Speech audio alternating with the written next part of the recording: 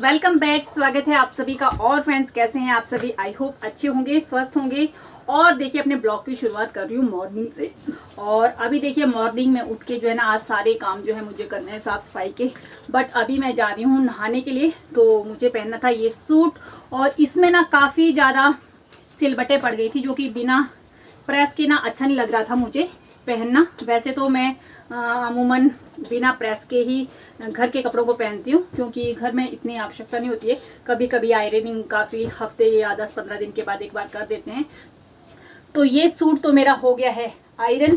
तो चलिए प्रेस को निकाल देते हैं एंड इसको रख भी देते हैं साथ साथ में ही इसकी जगह पर, क्योंकि जो काम हम करते हैं ना उसको साथ साथ में हमें कर लेना चाहिए। एंड फ्रेंड्स ना मैं अभी जा रही हूँ नहाने के लिए। बट नहाने से 10-15-20 मिनट पहले मैंने अपने फेस के ऊपर हल्दी और साथ में हल्दी और दही का मिक्सचर जो है वो अपने फेस के ऊपर अप्लाई किया है, आर्म्स के ऊपर अप्लाई किया है, फुट्स के ऊपर अप्लाई किया है, क्योंकि काफ़ी ज़्यादा सनबर्न हो गया था और बिल्कुल ब्लैक हो गई थी। देखिए स्किन बिल्कुल ब्लैक हो रही है, आप देख सकते हैं, फ़र्क देख सकते हैं पूरा, ये देख सकते हैं बीच वाला।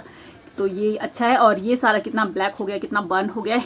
तो अपनी स्किन को रिपेयर करने के लिए ना होममेड चीज़ें ही मैं यूज़ करती हूँ। मार्केट में जो हल्दी और दही है ना ये कलर को फेयर करती हैं, नेचुरल ग्लो ले आते हैं। तो ये सारी चीज़ें हमें जो है अपने किचन में जो भी चीज़ें हैं उनको यूज़ करते रहना चाहिए। और बस अब 15-20 मिनट हो गए हैं और अब पहले जो है नहा लेती हूँ और उसके बाद जो है फ्रेंड्स बाकी जो मेरे काम है वो मुझे निपटाने हैं, क्योंकि बहुत सारा काम है। आज घर से आई हूँ ना तो होता ही है कि बहुत सारा काम रहता है। तो चलिए उन सारे कामों को आज निपटा लेती हूँ और उसके बाद फिर मुझे जाना है मार्केट। तो चलिए फ्रेंड्स कर लेते हैं, फटाफट से नहा धो लेते हैं और फिर चलते हैं आगे।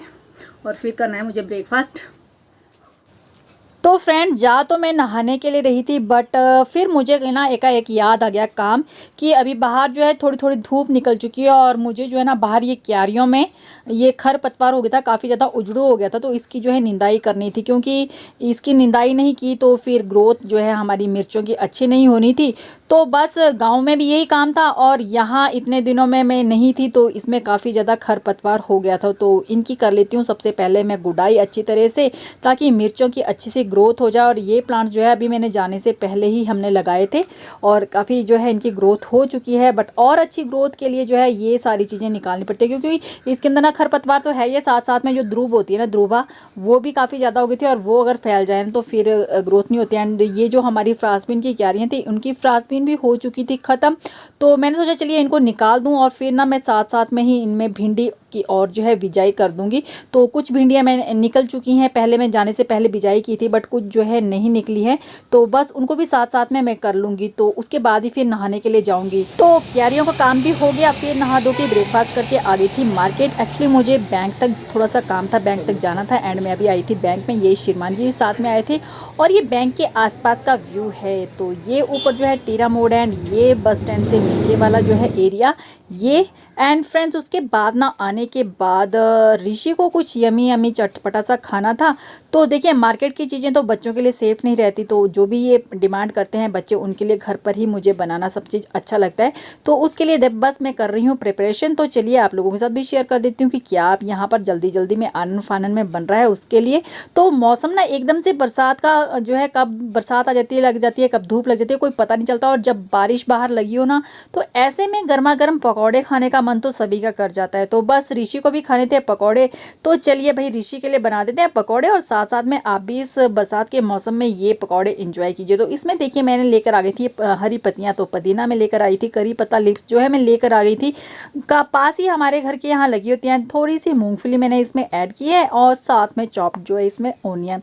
तो इन्हीं सब चीज़ों का बनाने वाली हूँ पकौड़े। और ये वाले जो पकौड़े होते हैं ना सिर्फ जो सिंपल ऑनियन के होते हैं, प्याज के पकौड़े होते हैं और थोड़ी सी मूंगफली भी अगर इसमें डल गई हो ना, बहुत यमी एंड क्रिस्पी बनते हैं।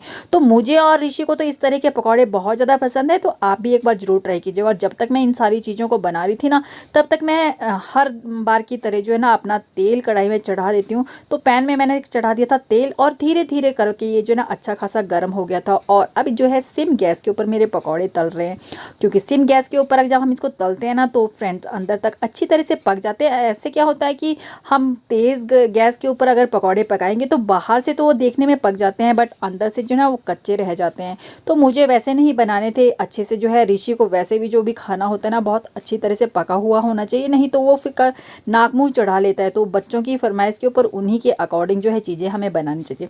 तो ये लीजिए फ्रेंड्स, पकौड़े तो मेरे बन गए, साथ में बन रही है चाय, गर्मा गर्म चाय एंड पकौड़ा। और ये चलिए हमारी चाय भी बन गई, पकौड़े बन गए, चटनी ऑलरेडी मैंने बनाकर रखी हुई थी पुदीने एंड अनारदाने की, और पुदीने और अनारदाने के साथ जो है गर्मा गर्म पकौड़े और चाय मिल जाए तो फिर क्या है। तो लीजिए फ्रेंड्स, हमारी ट्रेड रेडी है, तो आप भी इंजॉय कीजिए हमारे साथ। तो देखिए श्रीमान जी कैसे वेट कर रहे हैं कि कब जैसे जो है सब आते और हम जो है इसको इंजॉय करते हैं। तो चलिए अब चलते हैं और फिर इनसे पूछते हैं कि इनको भाई मेरे ये बनाए हुए गर्मा गर्म पकौड़े कैसे लग रहे हैं। वैसे तो मुझे आइडिया है कि इनको मेरे बनाए हुए पकौड़े बहुत ज़्यादा पसंद है, तो फिर भी पूछ लेते हैं इनसे। तो चलिए ऋषि से ही पहले पूछते हैं। निशु जी,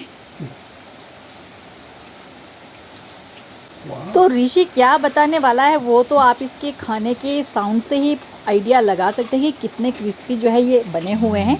कैसे बने हैं? Top class. हरी मिर्च डाली है, लाल पाउडर। तो चाय पकौड़े खाने के बाद फिर से आ गई थी मैं किचन में, और देखिए अभी मेरी हो रही है यहाँ पर डिनर की तैयारी। तो डिनर में क्या बन रहा है चलिए फ्रेंड्स वो भी मैं आप लोगों के साथ शेयर कर देती हूँ। तो उसके लिए यहाँ पर बन रही है ग्रेवी, और यहाँ पर जो है ग्रेवी बनाने के लिए मैंने अपने जो मसाले थे, बेसिक मसाले, जीरा, धनिया, मीठी सौंफ, अजवाइन, जो भी पाउडर फॉर्म में मैंने बना कर रखा होता है, उसको 10 मिनट पहले भिगोने के लिए रख दिया।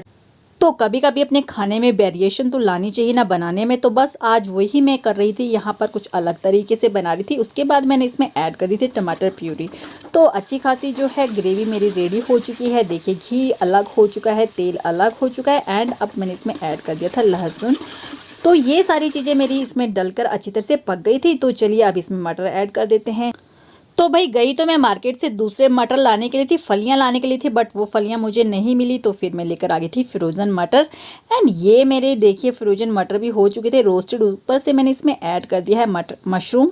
तो भाई आज हमारे डिनर में बन रहा है मटर मशरूम, और ये तो श्रीमान जी के लिए भी काफ़ी बेनिफिशियल है, क्योंकि मशरूम जो है शुगर को कंट्रोल करने में काफ़ी हेल्पफुल होते हैं। और उसके बाद जो है इसमें मैंने 3 चम्मच दूध की जो है क्रीम होती है, मिलाई जिसको हम कहते हैं ना, वो इसमें ऐड कर दी थी। इससे काफ़ी यमी जो है हमारे मटर मशरूम बनकर रेडी होने वाले हैं। और पानी जब भी मैं इसमें डालती हूँ ना तो कुछ इस तरह से डालती हूँ, धीरे से कड़छी के ऊपर ही, एंड उसके बाद इनको नहीं हिलाना है। उसके बाद मैंने कर दिया इसमें ढक्कन रख दिया, अब इसको छोड़ दूँगी पकने के लिए।